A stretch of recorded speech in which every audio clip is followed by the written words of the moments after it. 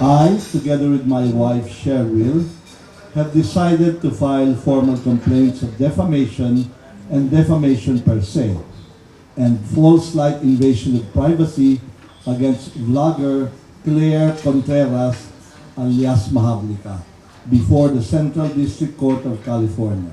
Nagsampa na ng reklamo sa Central District Court sa California, USA si Philippine Charity Sweepstakes Office o PCSO General Manager Mel Robles laban sa vlogger na si Claire Contreras alias Maharlika. Kabilang sa mga kaso na isinampa ni Robles ang defamation per se at invasion of privacy. Sinabi ng PCSO chief na nagdesisyon sila ng kanyang may bahay na si Cheryl na maghain ng reklamo upang depensahan ang pangalan, reputasyon, karangalan at dignidad ng kanilang pamilya at matigil na rin ang patuloy na paninira at pangharas ng online vlogger. Paliwanag ni Robles, kanyang inihain ang kaso base sa aral at gabay na kanyang natutunan sa kanyang ama na lagi aniyang sinasabi na hindi na baling mawala ang yaman, wag lang ang ngalan.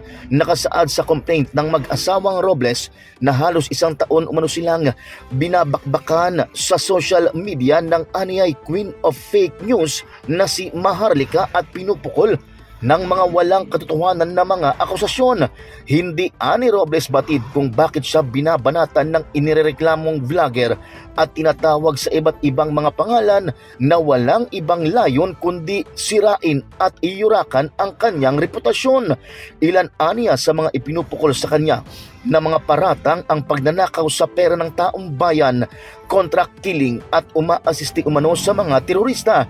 Binigyang diin ni Robles na pawang kasinungalingan at fabricated ang mga ipinupukol na paratang ng vlogger na resulta lamang ng puot at galit. Sinabi pa ng PCSO General Manager na nagpasya na aniya silang magsampa ng kaso laban sa sospek, makaraang idamay na rin ito sa mga ginagawang pagbatikos ang kanyang asawa at isang minor de edad na anak.